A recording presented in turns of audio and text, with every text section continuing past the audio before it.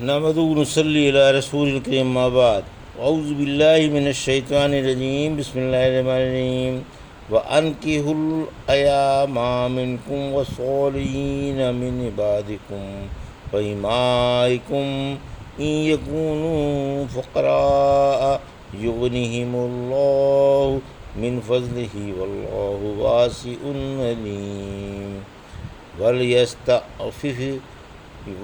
وَلْيَسْتَعْفِفِ الَّذِينَ لَا يَجِدُونَ نِكَاحًا حَتَّى يُغْنِيَهُمُ اللَّهُ مِنْ فَضْلِهِ وَالَّذِينَ يَبْتَغُونَ الْكِتَابَ مِمَّا مَلَكَتْ أَيْمَانُكُمْ فَقَاتِلُوهُمْ إِنْ عَلِمْتُمْ فِيهِمْ خَيْرًا وَآتُوهُمْ مِنْ مَالِ اللَّهِ الَّذِي آتَاكُمْ وَلَا تُكْرِهُوا فَتَيَاتِكُمْ عَلَى الْبِغَاءِ إِنْ أَرَدْنَا تَحَسُّنًا لِتَبْتَغُوا عَرَضَ الْحَيَاةِ الدُّنْيَا وَمَن يُكْرِههُنَّ فَإِنَّ اللَّهَ مِن بَعْدِ إِكْرَاهِهِنَّ غَفُورٌ رَّحِيمٌ وَلَقَدْ أَنزَلْنَا إِلَيْكُمْ آيَاتٍ مُبَيِّنَاتٍ وَمَثَلًا مِّنَ الَّذِينَ خَلَوْا مِن قَبْلِكُمْ وَمَوْعِظَةً لِّلْمُتَّقِينَ۔ ابھی آپ نے سورہ نور کی 32 سے 34 تک کی آیت کی تلاوت سماعت فرمائی۔ ان آیتوں کا ترجمہ اور تفسیر اس طرح ہے: وَأَنكِحُوا الْأَيَّامَ مِنْكُمْ وَالصَّالِحِينَ مِنْ عِبَادِكُمْ وَإِمَائِكُمْ إِنْ يَكُونُوا فُقَرَاءَ يُغْنِهِمُ اللَّهُ مِنْ فَضْلِهِ وَاللَّهُ وَاسِعٌ عَلِيمٌ۔ آیت 32۔ وَلْيَسْتَعْفِفِ الَّذِينَ لَا يَجِدُونَ نِكَاحًا حَتَّى يُغْنِيَهُمُ اللَّهُ مِنْ فَضْلِهِ وَالَّذِينَ يَبْتَغُونَ الْكِتَابَ مِمَّا مَلَكَتْ أَيْمَانُكُمْ فَقَاتِلُوهُمْ إِنْ عَلِمْتُمْ فِيهِمْ خَيْرًا وَآتُوهُمْ مِنْ مَالِ اللَّهِ الَّذِي آتَاكُمْ وَلَا تُكْرِهُوا فَتَيَاتِكُمْ عَلَى الْبِغَاءِ إِنْ أَرَدْنَا تَحَسُّنًا لِتَبْتَغُوا عَرْضَ الْحَيَاةِ الدُّنْيَا وَمَن يُكْرِههُنَّ فَإِنَّ اللَّهَ مِن بَعْدِ إِكْرَاهِهِنَّ غَفُورٌ رَّحِيمٌ۔ آیت 33۔ وَلَقَدْ أَنزَلْنَا إِلَيْكُمْ آيَاتٍ مُبَيِّنَاتٍ وَمَثَلًا مِّنَ الَّذِينَ خَلَوْا مِن قَبْلِكُمْ وَمَوْعِظَةً لِّلْمُتَّقِينَ۔ آیت 34۔ ترجمہ: اور تم میں سے جو بیوہ ہو جائیں ان کا نکاح کرا دو، اور اپنے نیک غلاموں کا اور لونڈیوں کا بھی، اگر وہ غریب ہوں گے تو اللہ اپنے فضل سے انہیں بے نیاز کر دے گا، اور اللہ بڑی وسعت والا اور بڑے علم والا ہے۔ اور ان لوگوں کو پاک دامن رہنا چاہیے جو نکاح کرنے کا مقدور نہیں رکھتے جب تک کہ اللہ انہیں اپنے فضل سے بے نیاز نہ فرما دے۔ اور تمہارے غلاموں میں سے اگر کوئی کچھ دے کر آزاد کیے جانے کی تحریر کرائے تو تم ایسی تحریر کر دو اگر تم کو ان میں بہتری نظر آتی ہو، اور اللہ نے تم کو جو مال دے رکھا ہے اس میں سے انہیں بھی دو، اور اپنی لونڈیوں کو بدکاری پر مجبور نہ کرو جب وہ پاک دامن رہنا چاہتی ہوں، تاکہ تم ان سے دنیاوی زندگی کا فائدہ حاصل کرو۔ اور جو انہیں اس بے حیائی پر مجبور کرے گا تو اللہ ان پر جبر کیے جانے کے بعد بڑی بخشش والا ہے اور کمال مہربان ہے۔ بلا شبہ ہم نے تم پر کھلی اور صاف صاف آیتیں اتاری ہیں، اور تم سے پہلے لوگوں کے واقعات بھی، اور پرہیزگاروں کے لیے نصیحت کی باتیں بھی۔ یہ تھا ترجمہ سورہ نور کی آیت 32 سے 34 کا تفسیر۔ بیواؤں کے نکاح کی ترغیب۔ آیت 32۔ اللہ نے ان آیتوں میں بہت سے احکام بیان فرمائے ہیں۔ اس آیت میں بیواؤں کے نکاح کی ترغیب ہے۔ رحمت عالم صلی اللہ علیہ وسلم نے فرمایا: اے گروہ جوانان، تم میں سے جو نکاح کا مقدور رکھے وہ نکاح کر لے، کیونکہ نکاح نگاہ کو نیچی رکھتا ہے اور شرمگاہ کی حفاظت کرتا ہے، اور جس کو مقدور نہ ہو اسے روزے رکھنے لازم ہیں، کیونکہ روزے شہوت کمزور کر دیتے ہیں۔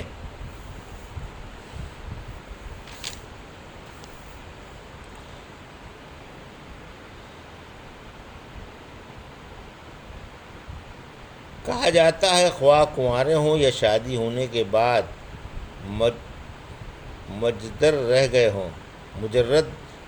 ہوں، یعنی جوہری حق تعالیٰ نے نکاح کی رغبت دلائی اور آزاد وغیر آزاد سب کو نکاح کرنے کا حکم دیا اور غریبوں سے تونگری کا وعدہ فرمایا۔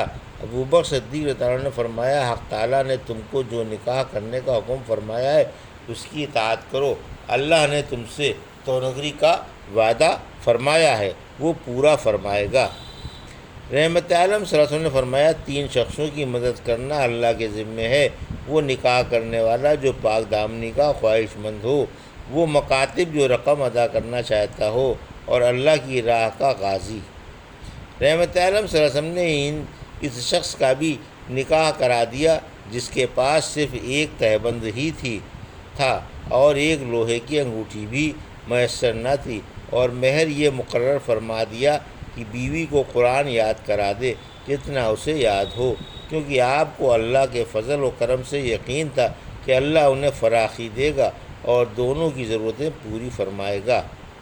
نکاح کا مقدور نہ رکھنے والے پاک دامن رہیں۔ آیت 33۔ جن کو نکاح کرنے کا مقدور نہیں ان کو ہدایت ہے کہ پاک دامن رہیں جب تک کہ حق تعالیٰ انہیں اپنے فضل سے بے نیاز نہ فرما دے۔ بخاری و مسلم کی ابھی حدیث گزری کہ آپ نے فرمایا، جسے نکاح کا مقدور نہ ہو وہ شہوت کمزور کرنے کے لیے روزے رکھے۔ یہ آیت عام ہے اور سورہ نساء کی آیت اس سے خاص ہے، یعنی اگر لونڈیوں سے نکاح نہ کرو تو یہ تمہارے حق میں اچھا ہے۔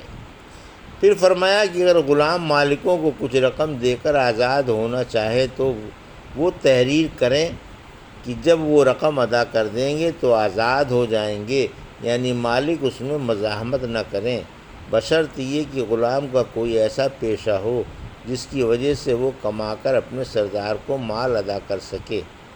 پھر فرمایا بشرط یہ کہ تم ان کی امانت یا صداقت یا مال یا پیشہ دیکھو۔ ایک مرسل روایت میں رحمت عالم صلی اللہ علیہ وسلم سے بھی خیر کی تفسیر پیشے سے آئی ہے، مطلب یہ ہے کہ اسے لوگوں پر بوجھ بنا کر نہ چھوڑو۔ پھر فرمایا کہ اللہ کے دیے ہوئے مال میں سے انہیں بھی دو، یعنی کتابت کی کچھ رقم معاف کر دو، چوتھائی تہائی آدھی یا کچھ حصہ نہ لو، یا انہیں زکوٰۃ دو، یعنی مالک اور دوسرے مسلمان اسے زکوٰۃ میں سے دیں تاکہ یہ اپنی رقم ادا کر کے آزاد ہو جائے۔ اللہ کا حکم ہے کہ ایمان والے دونوں کے چھڑانے میں اعانت فرمائیں۔ اوپر حدیث گزر چکی ہے کہ 3 قسم کے لوگوں کی اعانت اللہ کے ذمے ہے، ان میں سے ایک مکاتب بھی ہے جو ادا کرنے کا خواہش مند ہو۔ ابن عمر ذرا فرماتے ہیں، جب کسی غلام سے کتابت کا معاملہ فرماتے تو پہلی قسط میں سے اسے کچھ معاف نہ فرمایا کرتے تھے کہ کہیں یہ پوری رقم ادا کرنے سے مجبور نہ ہو جائے اور ان کا صدقہ لوٹ کر انہی کے پاس آ جائے، البتہ آخری قسط میں سے جتنا چاہتے معاف فرما دیتے تھے۔ لوگوں کو یہ بات محبوب تھی کہ وہ مکاتب کی کتابت میں سے کچھ رقم معاف کر دیں۔ علی رضی اللہ عنہ فرماتے ہیں، چوتھائی کتابت معاف کر دی جائے۔ کسی کو زنا پر مجبور نہ کرو۔ پھر فرمایا پاک دامن جوان لونڈیوں کو بدکاری پر مجبور نہ کرو اور بدکاری کی کمائی نہ کھاؤ۔ جاہلیت میں لوگ جوان لونڈیوں کو زناکاری کے لیے چھوڑ دیا کرتے تھے اور ان سے روزانہ مقرر رقم لیا کرتے تھے۔ اسلام نے مسلمانوں کو اس شرمناک کام سے روک دیا۔ یہ آیت عبداللہ بن ابی کے بارے میں اتری، اس کی لونڈیاں تھیں اور انہیں زناکاری پر مجبور کرتا تھا تاکہ وہ دولت بھی ہاتھ آئے اور ان کی اولاد سے اس کی ریاست کی شان بھی دوبالا ہو۔ اس کمبخت منافق کی یہ عادت تھی کہ جب اس کے ہاں کوئی مہمان آ کر ٹھہرتا تو یہ معاذہ لونڈی سے کہتا کہ اس کے پاس جا کر سو جا، تاکہ وہ اس سے صحبت کر لے اور اس کی ہر طرح سے خاطر تواضع ہو جائے۔ اس لونڈی نے ابو بکر رضی اللہ عنہ کے پاس آ کر اس بات کی شکایت کی۔ آپ نے رحمت عالم صلی اللہ علیہ وسلم سے کہا، آپ نے حکم فرما دیا کہ اس سے اس لونڈی کو لے لیا جائے۔ لونڈی لے لی گئی۔ اب تو اس نے خوب شور غل کیا کہ محمد صلی اللہ علیہ وسلم ہماری لونڈیاں چھین لیتا ہے۔ ان کے بارے میں یہ آیت اتری۔ یہ آیت دو شخصوں کے بارے میں اتری جن کے پاس دو لونڈیاں تھیں۔ انصاری کی لونڈی کا نام مسیکتہ تھا اور عبداللہ بن ابی کی لونڈی کا نام امیمتہ تھا، امیتہ بن سلیکتہ تھا، اور معاذہ اور عروہ بھی اسی مقام پر تھیں۔ پھر سلیکتہ اور امیمتہ دونوں نے رحمت عالم صلی اللہ علیہ وسلم کے پاس آ کر اپنی بپتا سنائی تو یہ آیتیں اتریں۔ یہ جملہ کثرت کے اعتبار سے لایا گیا۔ پھر فرمایا اگر وہ پاک دامن رہنا چاہیں، یہ بطور اکثریت کے فرمایا گیا کہ اس کا یہ معنی نہیں کہ اگر وہ پاک دامن نہ رہنا چاہیں تو انہیں زنا کرنے دیا جائے، کیونکہ اس کا کوئی مفہوم نہیں۔ زنا کی اجرت حرام ہے۔ پھر فرمایا کہ تم ان سے زناکاری کرا کر دولت حاصل کرنا چاہتے ہو کہ زنا کی اجرتیں بھی کھاؤ، اور اولاد جو پیدا ہو وہ بھی چونکہ لونڈی غلام ہوگی اس لیے اس سے بھی بیچ کر دولت مند بنو۔ رحمت عالم صلی اللہ علیہ وسلم نے پوچھنے لگانے والے کی کمائی سے، زنا کی اجرت سے اور غیب کی بات بتانے والے کی مزدوری سے منع فرمایا۔ ایک روایت میں ہے کہ زناکار عورت کی اجرت گندی ہے، پوچھنے لگانے والے کی اجرت گندی ہے، اور کتے کی قیمت گندی ہے۔ پھر فرمایا کہ اگر کسی سے جبریہ زنا کر لیا جائے تو اس بیچاری مظلومہ پر اللہ کی طرف سے کوئی پکڑ نہیں۔ اگر تم ان پر ظلم کرو گے تو اللہ انہیں معاف فرما دے گا اور ان پر رحم فرمائے گا، اور زنا کا وبال تمہیں پر پڑے گا۔ رحمت عالم صلی اللہ علیہ وسلم نے فرمایا میری امت سے خطا، بھول اور جبر کی پکڑ اٹھا لی گئی ہے۔ مذکورہ بالا احکام تفصیل سے بیان کر کے آیت 34 میں فرمایا ہم نے تم پر قرآن اتارا جس میں صاف صاف روشن اور واضح آیتیں ہیں، اور پہلی قوموں کے واقعات بھی ہیں کہ ان پر رسول کی مخالفت پر کیا کیا عذاب آئے۔ سورہ زخرف کی آیت 56 نے فرمایا پھر ہم نے انہیں گیا گزرا اور پچھلوں کے لیے نمونہ بنا دیا، یعنی حرام کاموں اور گناہوں سے بچنے کے لیے ڈانٹنے والا بنا دیا۔ پھر فرمایا کہ قرآن میں اللہ سے ڈرنے والوں کے لیے نصیحت بھی ہے۔ یہ تھا سورہ نور کی آیت 32 سے 34 کا ترجمہ اور تفسیر جو بھی آپ نے سماعت فرمائی۔